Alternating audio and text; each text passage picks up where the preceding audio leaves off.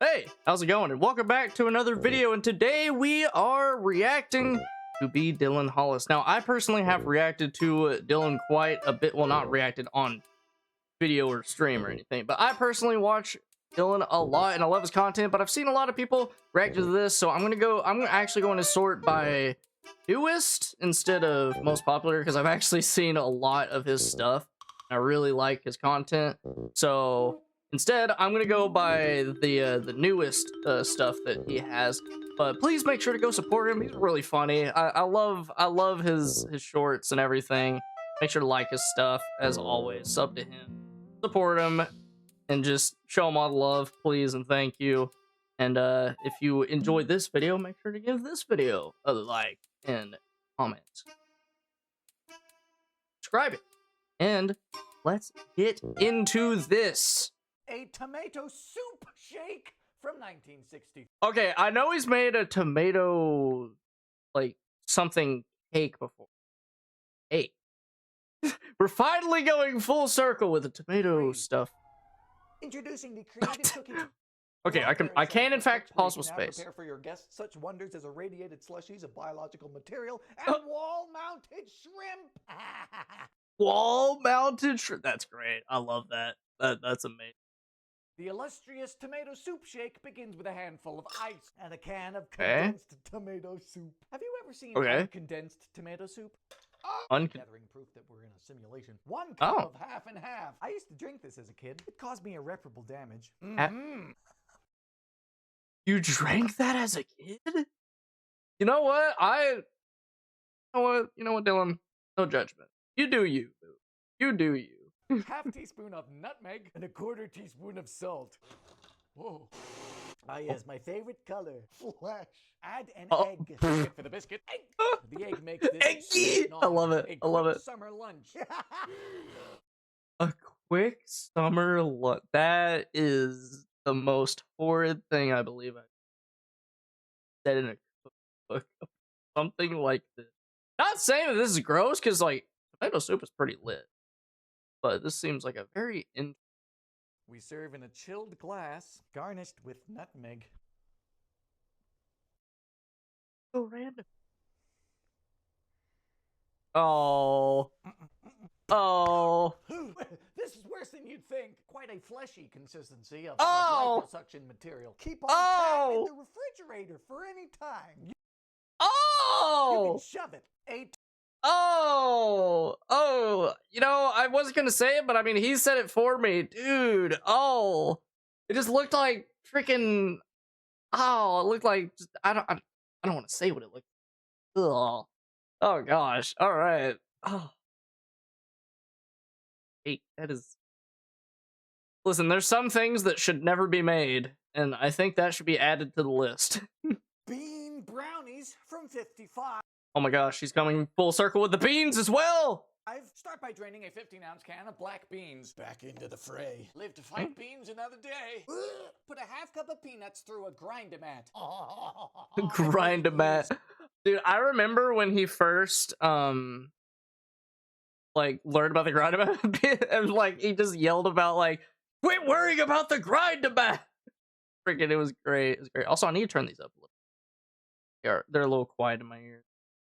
For this, it's a brand new grind-o-mat from 56. Wait, these are actually, I mean, I knew they were a thing, but oh my gosh, he actually got one. Reloading feels like turning a tank turret. Amerikanischer Panzer direkt vor uns. What magic spell did he just conjure? What? Also, I love I don't know why I have a weird love for these kinds of containers for, like, say peanuts. But I love these kinds of containers. They're very satisfying to me for whatever reason. I don't know why. They are. Now the beans. Oh, it's just a grinder. Okay, well, you know, I should have figured when it was called a grind-o-mat. But isn't that like how they make like sausage and whatnot? I don't know. Looks incredibly Pretty sure. appetizing. Half a cup of honey. What is it with beans and these ridiculous ingredients? I 4 know. ounces of melted chocolate. Quarter cup of melted butter. It's beginning to convince me. Look at that. I mean, to be fair, the only non-normal thing I'm seeing in this is the beans. And that's... Were those peanuts that he added? Finally, a tablespoon of powdered cocoa and a half teaspoon of floof powder to an 8-inch square. $3.50 for 25 to 30 minutes. Oh, no! It's his book! Buy his book! Get his book! Support him! And a liquid, but we have to let him cool.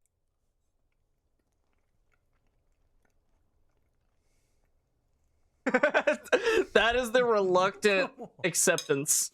They can't keep getting away with this. It's really good. This is all Liam's fault. There's not much structure. Not the Liam mention. These though. Who needs structure when you got bean chocolate? In case anyone's confused, Liam is another person I watch that is actually friends with Dylan and is actually featured in a video or two of his. He's really funny.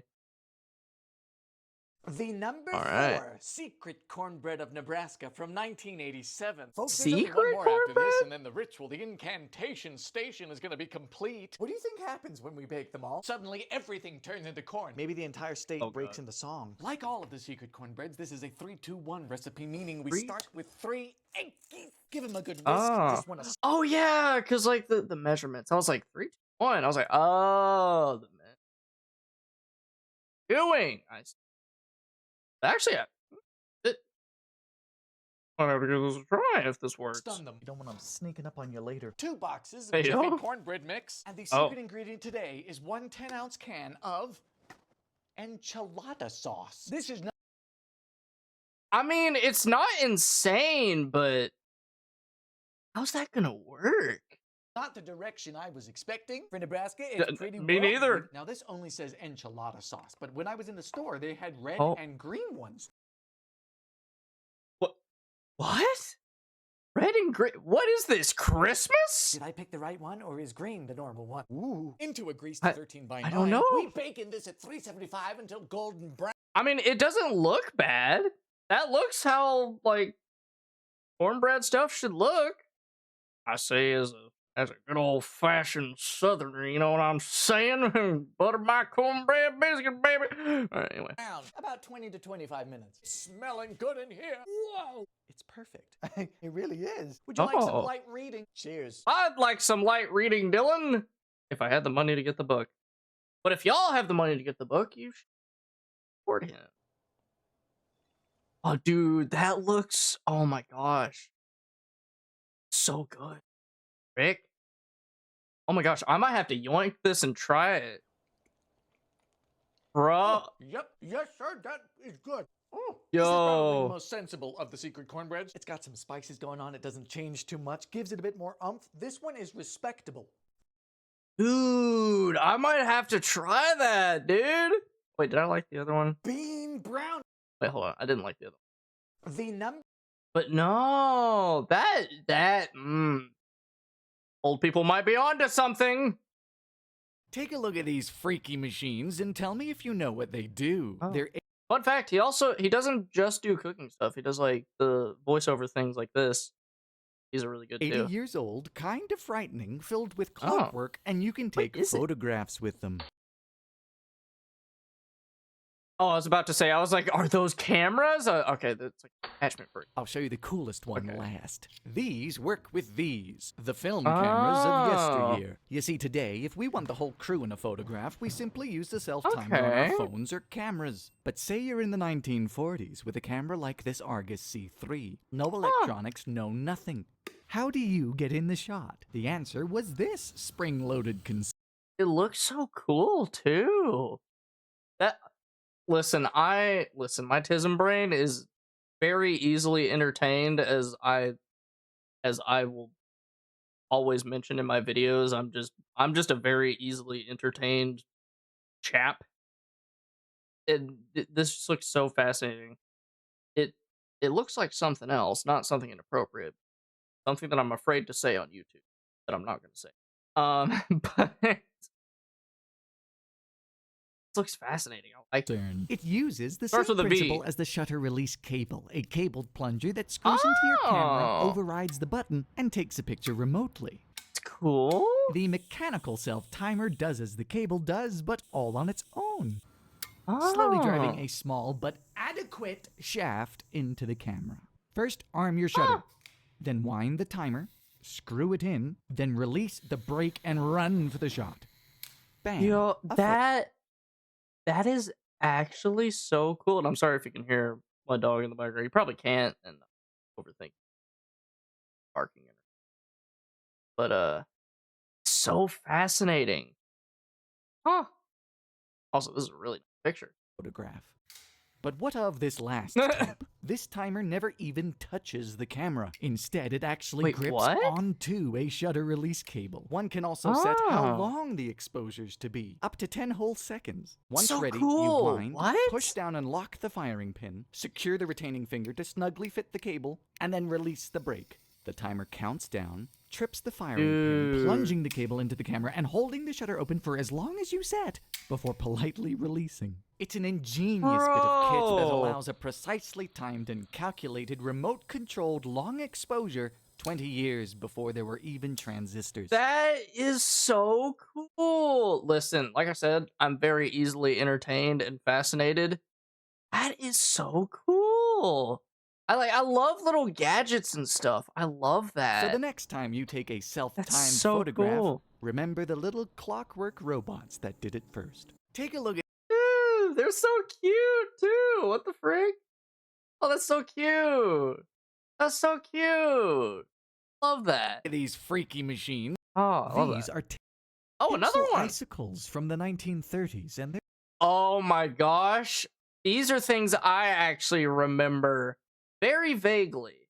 Like they weren't very prominent in my childhood, but like I'm in like a part of the South that's like pretty old school sometimes, so like I saw some of this every now and then. Oh my gosh, this is like unlocking memories. They're a bit different than today's icicles in a few ways, but the biggest being they are banned. Take a look at this small box and you'll know. Yeah, because aren't they like super flammable? Well, not fireproof, but aren't they like... No, not flammable, because it's something about the material that's used, right? Like, is it lead or something else? I know it's something about the material that something. It weighs a half pound. Good about it's heavy stuff, worryingly heavy and concerningly soft, because it's tin-coated lead. Okay, yeah, it was the lead. Okay. So it was the lead that was the... Christmas, oh no. Real talk, coated lead is the perfect tinsel. It has a deep luster that never tarnishes, and because it's so heavy, it acts more like a piece of cooked spaghetti and can be draped perfectly over anything. When placed on a Christmas tree, it hangs and stays put like nothing else, which is rather unfortunate because it turns out this stuff is really bad for us. Yeah, because I remember that was the reason, because the material wasn't very good for... living. Which is unfortunate because it actually looks pretty good when you set it up right. They didn't care back in the day, though. They wanted you to put this stuff on your windows and curtains and staircases, crown moldings, light fixture, mirrors, doors, tables, fucking lead everywhere. Oh my gosh. Our Christmas trees are no longer toxic, and when we put up decorations, we no longer risk poisoning the little ones and pets on the floor with heavy metals. But oh, the days of yore. These are... Dude, that I forgot. This did that. Wow, that's like a blast from the past. No bakes on an open fire. I ain't got no gas. Oh, no heat, no water. No... I know the problem. It ain't got no gas in it. Sorry, I had to make the joke. Stove, it is freezing. But we have to bake because it's Christmas. We're going pioneer style with a cast iron. No Christmas anymore, though. This thing up. A stick of butter. 2 cups of sugar. Again, calories don't count on Christmas. Half a cup of boo juice. And then 3 or 4 tablespoons of cocoa powder. Boo juice! Feel my fingers. You might notice this is not a wood fireplace. It is a coal fireplace. Look at these shakers. It even has an ash pit. 3, 2, 1. That's cool. Blast off. Christmas miracle. Are you feeling Victorian? I'm feeling very Victorian. That. Okay, while we wait, we need to get ready. 3 that looks so cozy. cups of quick oats, a cup of peanut butter, some vanilla, and some parchment paper to drop them when you're done. Are you ready? Okay, we can do this. I'm just gonna shove it. Here goes nothing. I think we're doing it. Okay, so we mix this all together, and when the whole thing comes to a boil, we boil for 1 minute. No bakes roasting on an open fire. Santa Claus better not come early. He's gonna get a chocolate. Wasn't that a bad voice either? 1 Mississippi, 40 Mississippi, 60 Mississippi. 40 Mississippi. Oh dear. It's from 1 to 40. And then the oats, vanilla. Don't be slow here. And then drop it. Beautiful. This recipe's in my book, by the way. Isn't that right, George? It's in the book. Get his book. Support him. Sorry.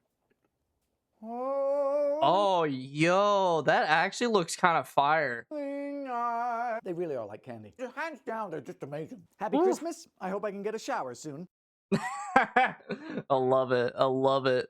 These are unused Christmas cards from the 1940s and 50s. They're rather stunning despite sitting dormant for some 75 years. And wait till I show you some of the coolest of the hundreds I've collected. But first, let's see what modern Christmas cards have to offer. I'm not feeling particularly festive. It's filth. Peace, love, and hot chocolate. All yay, all day. I woof you a Merry Christmas. It's just filth. Drivel. To the bestest hubby. Perhaps I'm being a bit harsh. Perhaps not. Seeing as today we now have to grapple with waves of AI Christmas garbage. Cards now being sold with the most horrifying AI Santas imaginable. They plastered AI slop on a billboard in Laramie. Do they think we don't notice? Are we in the end times? Compare that to yesteryear's paper craftsmanship, where artists were employed to design Santas on a...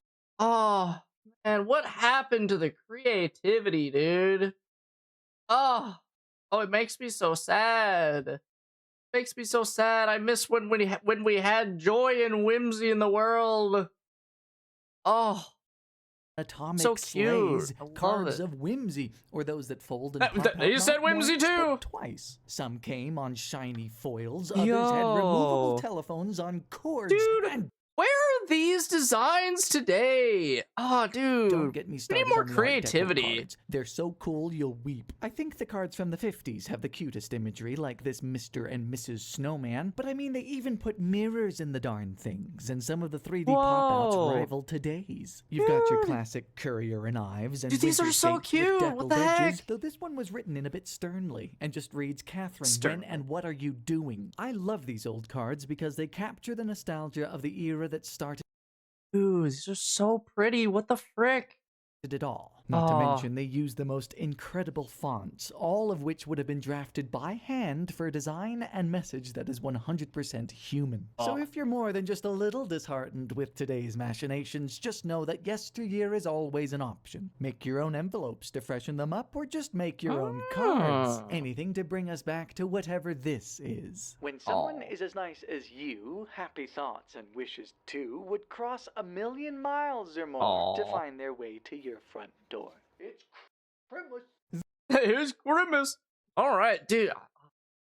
I actually kind of like the balance that I got. I got some cooking videos as well as his other types of videos, because he does make different types of videos as well, other than just cooking ones. I'm glad I got those in the most recent ones. But if you guys want to see more of this, please let me know down below. I really enjoy watching Dylan. He's funny and charismatic, and but yeah, make sure to tap that like button down below, leave a comment, of course join the Lion Crew by subscribing, and of course support.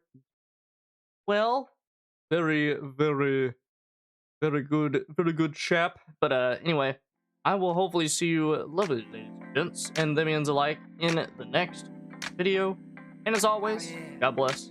Be awesome. Oh, baby, when you look me